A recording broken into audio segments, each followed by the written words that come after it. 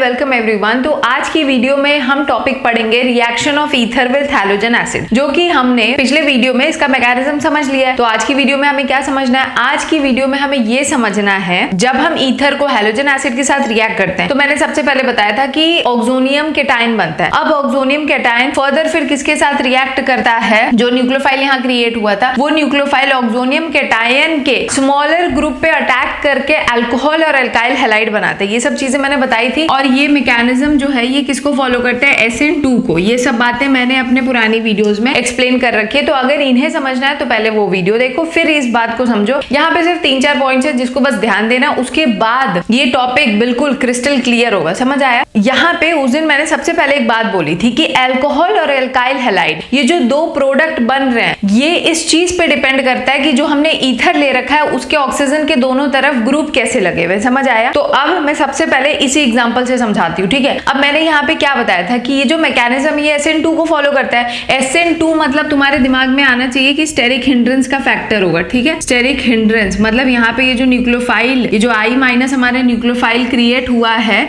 ये sterically less hindered group की तरफ जाके अटैक करेगा और उसके साथ एल्काइल हैलाइड का फॉर्मेशन होगा और बड़े वाले ग्रुप के साथ अल्कोहल का फॉर्मेशन होगा, ठीक? जैसे यही एग्जांपल अगर तुम देखो CH3O CH2CH3, ठीक? तो इस एग्जांपल में जो हमने जब हम इसको HI के साथ रिएक्ट करते हैं तो प्रोडक्ट हमेशा क्या बनेगा?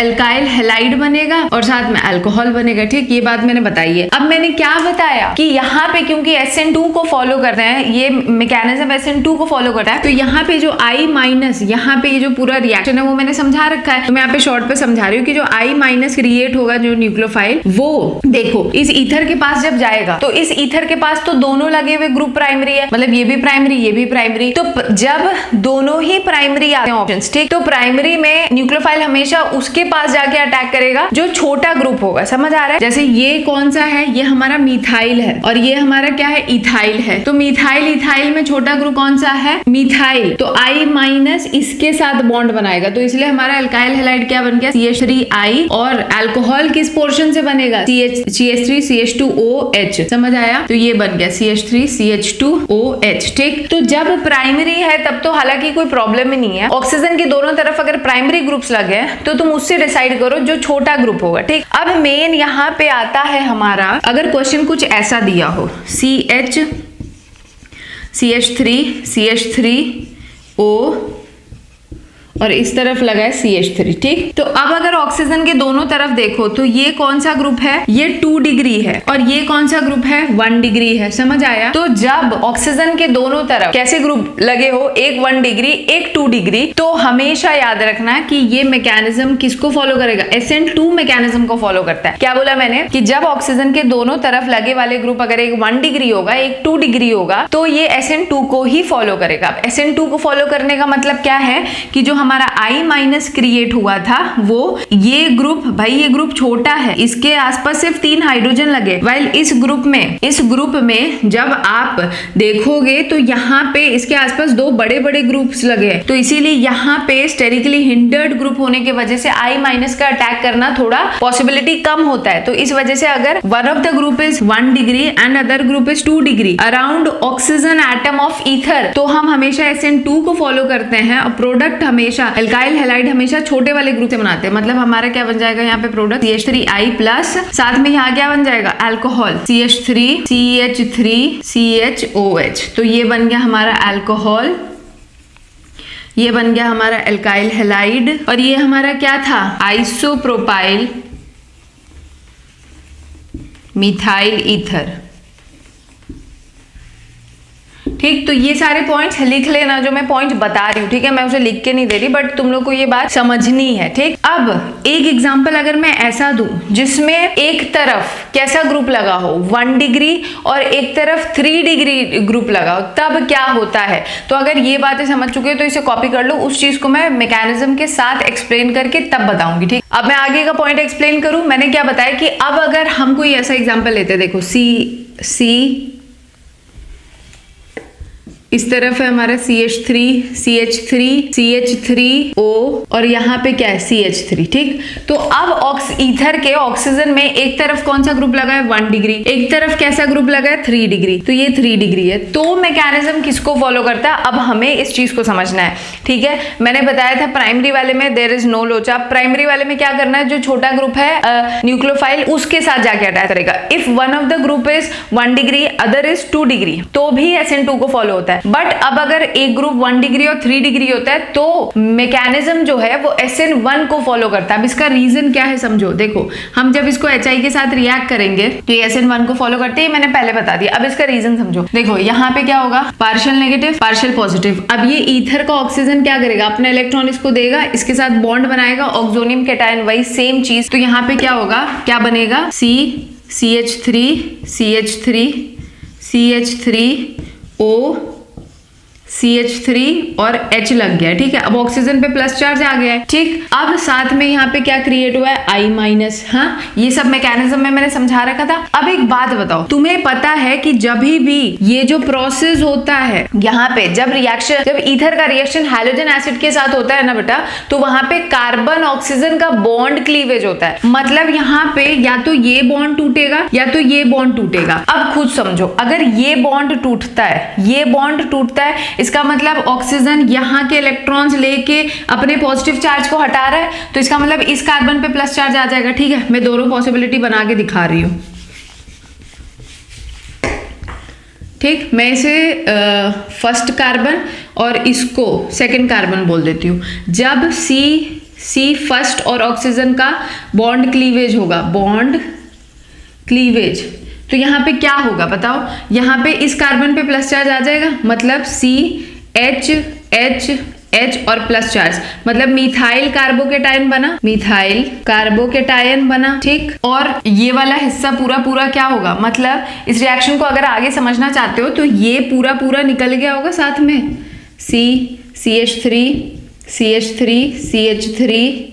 OH, मतलब ये अलग निकल जाएगा, इस कार्बन पे प्लस चार्ज होगा तो I- इस पे आके अटैक करेगा। जब I- इस पे अटैक करेगा तो यहाँ पे क्या बन जाएगा CH3I। ठीक, मतलब यहाँ पे जब इनके बॉन्ड क्लीवेज होता है तो अल्काइल हैलाइड इस छोटे वाले ग्रुप के साथ जुड़ता और अल्कोहल इस 3 डिग्री वाले से बनता। ये बात समझ आ रही है। बट ये तब होता जब यहाँ का बॉन्ड क्लीवेज हो रहा है। बट अगर यहाँ का बॉन्ड क्लीवेज होगा तो यहाँ का बॉन्ड क्लीवेज होने से क्या होगा बताओ, CH3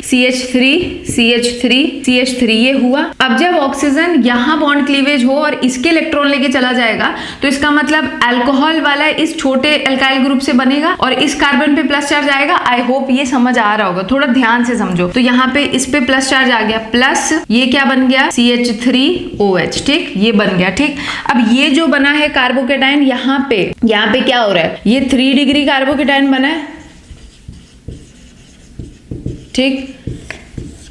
ठीक है, इसको हम लोग क्या बोलेंगे, टर्ट ब्यूटाइल कार्बोकेटायन। इसका नाम क्या है, टर्ट ब्यूटाइल कार्बोकेटायन।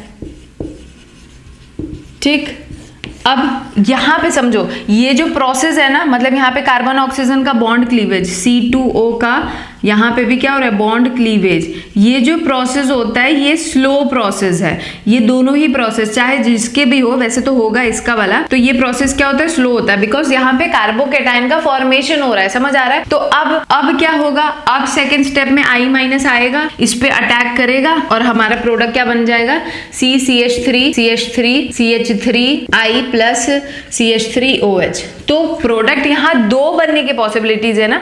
तो बताओ यहाँ पे सही वाला कौन सा होगा, तो सही हमारा आंसर ये है। समझ आया। तो ये बात याद रख लो, जब ऑक्सीजन ईथर के ऑक्सीजन के एक तरफ 1 डिग्री एक तरफ 3 डिग्री ग्रुप लगा हो तो अल्काइल हैलाइड हमेशा 3 डिग्री वाले से बनता है, ना कि 1 डिग्री वाले से। समझ आया। इसका रीजन क्या है कि जब यहाँ कार्बन ऑक्सीजन का बॉन्ड क्लीवेज होगा, तो जब इसका कार्बन ऑक्सीजन का बॉन्ड क्लीवेज हो रहा है तो यहाँ पे मिथाइल कार्बोकेटायन बन रहा है, और यहाँ पे जब C2 और कार्बन ऑक्सीजन का बॉन्ड क्लीवेज हो रहा है तो यहाँ पे टर्ट ब्यूटाइल कार्बोकेटायन या 3 डिग्री कार्बोकेटायन बन रहा है और हमें पता है कि order of stability of carbocation में 3 डिग्री कार्बोकेटायन सबसे ज्यादा स्टेबल होता है। तो क्योंकि यहाँ पे भाई यहाँ पे अगर इस पे प्लस चार्ज आ रहा है तो इसको स्टेबल करने के लिए 3-3 मिथाइल ग्रुप लगे जो अपने इलेक्ट्रॉन देके इसके प्लस को क्या करेंगे, कम करेंगे, मतलब इसको स्टेबिलिटी प्रोवाइड कर रहे हैं। बट यहाँ पे तो ऐसा कुछ नहीं हो रहा है ना। जब इंटरमीडिएट फॉर्म हो रहा है तो उसको स्टेबल भी तो होना चाहिए, तभी तो प्रोडक्ट बनेगा। तो इस वजह से यहाँ पे I- इस पे आके अटैक करता है और बिकॉज हमने पढ़ रखा है कि अगर कार्बोकेटायन पहले बने फर्स्ट स्टेप में और सेकंड स्टेप में न्यूक्लियोफाइल आके अटैक करे तो वो SN1 का मैकेनिज्म होता है। तो इस वजह से ये बात याद रखना कि ईथर के ऑक्सीजन की तरफ अगर एक ग्रुप 1 डिग्री एक ग्रुप 3 डिग्री लगा हो तो हमेशा वो SN1 को फॉलो करे। तो अब हम नेक्स्ट पोर्शन पढ़ेंगे जिसमें अगर ऐसा कोई क्वेश्चन दे रखा हो, मतलब अगर ये दे रखा हो हमें कि बेंजाइल मिथाइल ईथर ये दे दिया हो और इसका रिएक्शन हैलोजन एसिड के साथ कर दे और तब यहाँ तुमसे पूछे कि प्रोडक्ट क्या बनेगा, तो हमें कैसे करना है बताओ। तो एक बात बताओ, यहाँ पे अगर तुम थोड़ा सा कॉमन सेंस लगाओगे तो इसका आंसर निकल जाएगा। एक बात बताओ, यहाँ पे वही सेम चीज, ऑक्सीजन अपना इलेक्ट्रॉन इसको देगा, इसके साथ बॉन्ड बनाएगा। तो मैं डायरेक्ट यहाँ पे ऑक्सोनियम कैटायन बना देती हूँ। तो ये बन गया हमारा CH2O H और ये रहा CH3 और अब इस पे प्लस चार्ज आ गया। ठीक है, ये है हमारा ऑक्सोनियम कैटायन। ठीक, अब हमें पता है कि नेक्स्ट स्टेप क्या होता है, कार्बन ऑक्सीजन बॉन्ड क्लीवेज, यही तो होता है। तो हमारे लिए अब हमें वही चीज जो पिछले वाले में हमने पढ़ा था हम वो देखेंगे जो हमारे लिए फेवरेबल होगा। समझ आए, जो यहाँ पे इंटरमीडिएट बन रहा है उसको स्टेबल भी होना चाहिए। तो यहाँ पे 2 तरीके से बॉन्ड क्लीवेज होगा। अगर इसका बॉन्ड क्लीवेज हुआ तो क्या बनेगा, मिथाइल कार्बोकेटायन। क्या बनेगा, मिथाइल कार्बोकेटायन। और अगर यहाँ पे बॉन्ड क्लीवेज होता है तो इसके वजह से क्या बनेगा, बेंजाइल कार्बोकेटायन। अब एक बात बताओ, ये पता होना चाहिए कि कौन ज्यादा स्टेबल है। तो मैं स्ट्रक्चर बना के दिखाती हूँ। बेंजाइल कार्बोकेटायन का मतलब क्या होता है, मतलब ये रहा बेंजीन, ये रहा CH2 और इस पे प्लस चार्ज, ये है हमारा बेंजाइल कार्बोकेटायन। ठीक, और मिथाइल कार्बोकेटायन तो मैंने बता ही दिया था। अच्छा, ये मैंने बताया था ये स्लो स्टेप है। ठीक, मिथाइल कार्बोकेटायन क्या होगा, C पे प्लस चार्ज और इससे 3 हाइड्रोजन लगे होंगे। ठीक, तो खुद देख के बताओ ये ज्यादा स्टेबल है कि ये ज्यादा स्टेबल होगा। ऑब्वियस सी बात है ये ज्यादा स्टेबल है बिकॉज ये रेजोनेंस से स्टेबलाइज होगा। समझ आ रहा है, ये रेजोनेंस स्टेबलाइज, भाई इसका प्लस चार्ज क्या करेगा, रिंग के साथ रेजोनेंस करेगा, तो ये रेजोनेंस की वजह से मोर स्टेबल है। तो न्यूक्लियोफाइल किसके पास जाना चाहेगा, जो मोर स्टेबल इंटरमीडिएट बन रहा है। समझ आया, तो यहाँ पे अब I-, यहाँ पे हमारे लिए फेवरेबल बॉन्ड क्लीवेज कौन सा है, ये वाला, ना कि ये वाला। तो इस वजह से I- उसके पास जुड़ेगा जो स्टेबल कार्बोकेटायन बनाएगा। समझ आया, तो यहाँ पे हम जो I- लेते हैं वो इसके साथ जुड़ जाएगा। तो प्रोडक्ट हमारा बनेगा कुछ ऐसा, ये रहा हमारा CH2I और साथ में H जुड़ जाएगा इस वाले हिस्से के साथ, तो CH3OH। समझ आ रहा है, तो ये बन गया हमारा मेन प्रोडक्ट। ना कि अगर तुम कुछ ऐसा बना दो CH3I और साथ में ये C6H5CH2OH, अगर ये प्रोडक्ट बनाओगे तो ये गलत हो जाएगा। समझ आया, आई होप ये टॉपिक जो मैंने समझाया वो समझ आया होगा। तो मिलते हैं नेक्स्ट वीडियो में जिसमें हम किसी और टॉपिक को डिस्कस करेंगे। तब तक अगर वीडियो अच्छा लगे then do like, comment, share and subscribe. Thank you and bye.